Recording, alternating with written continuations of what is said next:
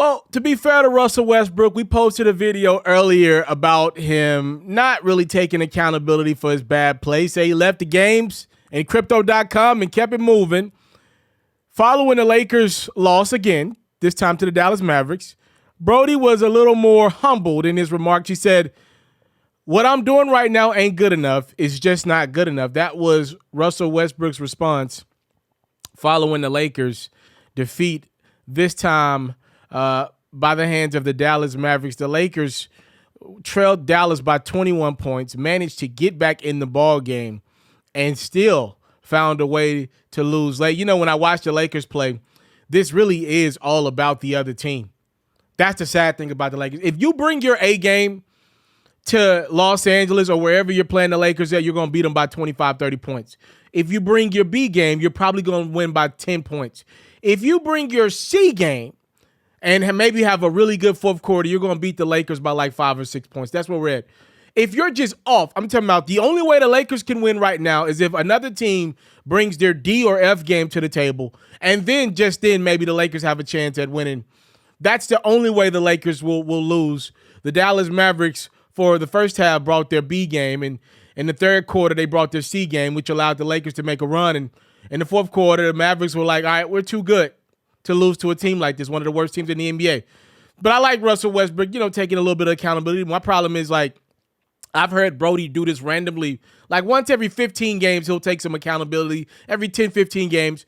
But then it's like afterwards, he forgets that he just said a couple games ago, like, yo, I need to be better. Then it's like I got to go back into defense mode, right? I feel like people are attacking me. Fans are booing me. The media is coming for me. Nah, it ain't my fault. Nah, it ain't. I'm playing basketball. I'm doing this. I'm doing that. So, the inconsistencies in some of the comments that Brody has, made over his career, I think has been troubling for, himself and his teammates a lot of times on the court. But this Lakers team is awful. The other day, Russell Westbrook was like, yo, when I go home, I got my wife and my kids. They're beautiful. I don't think about losses. My response to that was quite simple. Every time I go into one of these two bags, it means you have beat me in a conversation. You've humbled me. If I bring up money, if I think I got more money than a person, that's just straight male ego.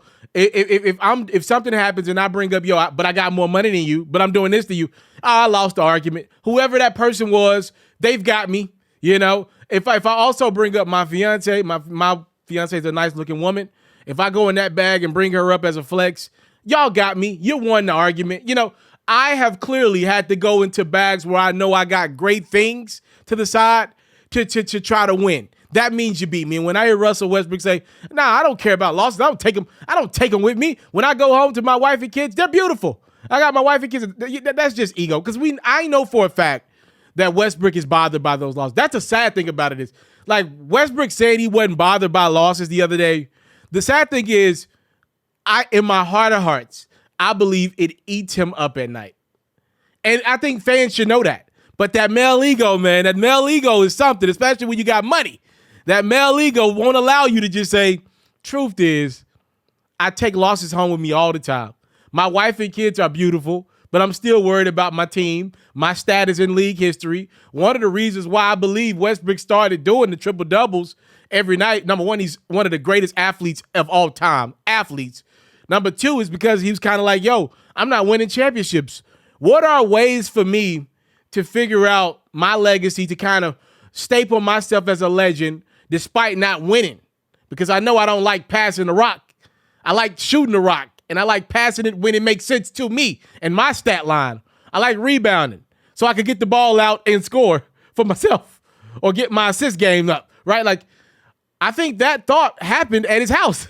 You don't come up with a thought like that mid-game. It wasn't like Russ was taking on the Washington Wizards one game in Oklahoma City and was like, you know what I'm going to do for the rest of my career? I'm going to try to average a triple-double. That's a thought that happens in your downtime. So to me, the saddest thing is I really believe, and obviously I'm not in the brother's head, but the sad thing is I know for a fact Russ probably takes losses home with him. He just don't want to admit it. That's the sad thing. I think fans would actually like to hear that. This stuff bothers me. Not being a champion bothers me. But, he's got to put the hard exterior on because that's what we do, especially a lot of us men. Let's come on now. I mean, if I'm by myself, let me hang by myself, but I'm not. Trust me, when we feel like somebody's attacking us, we go put that defense up. And I think it was good to see Russ take some accountability for the Lakers' loss against Dallas. He wasn't even that bad, to be real with you, against the Mavericks. The Lakers season is about Anthony Davis more than anybody else. I believe that. We lost again, and it's unfortunate, but here we are. Russ said he's got to play better. I mean, we got like 20 games left. I just don't see it. These guys, the Lakers, I don't know what they think is going to happen. It's they're taking that playoff thing to be a little too literal for me. Again, obviously the records do start at 0-0 when you get into the postseason. Two things here. The Lakers are going to have to win 2 games to get into the playoffs. I don't think that team is capable of beating the teams that are, hovering around 7 through 10. I don't think they're capable of beating 2 of them. I don't. I'm not sure if they could beat Portland right now. The Pelicans just beat them the other night. Portland got them a couple weeks ago. And the Dallas, they just got them last night. So I don't think the Lakers are capable of doing that. And when you get in the playoffs, the things that the Lakers are bad at, it's not going to be shored up by just bringing Anthony Davis back. They were not good with AD this year. Your problems are not going to be solved with bringing an injury-prone guy that ain't been at an all-star level for 2 years now. That Lakers team has rotational problems. The defense is awful, and they got a legends problem. All these guys, most of these guys in their lineup that you get most of the minutes are legends outside of Tucker, Reeves, and Monk. And Monk, Monk and THT don't play defense. At least Reeves tries.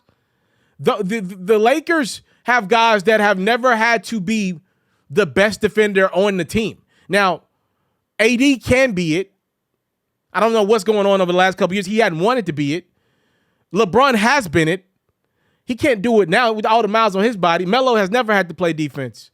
Russell Westbrook has never had to play defense. Dwight is interesting because he cares, but it's inconsistent with Dwight. And I love Dwight, but it's inconsistent, his efforts.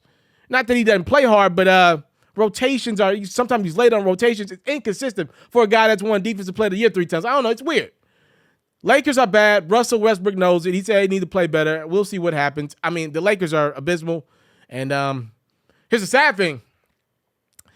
The Lakers are still box office. LeBron is obviously box office, still the number 1 draw in the league by far.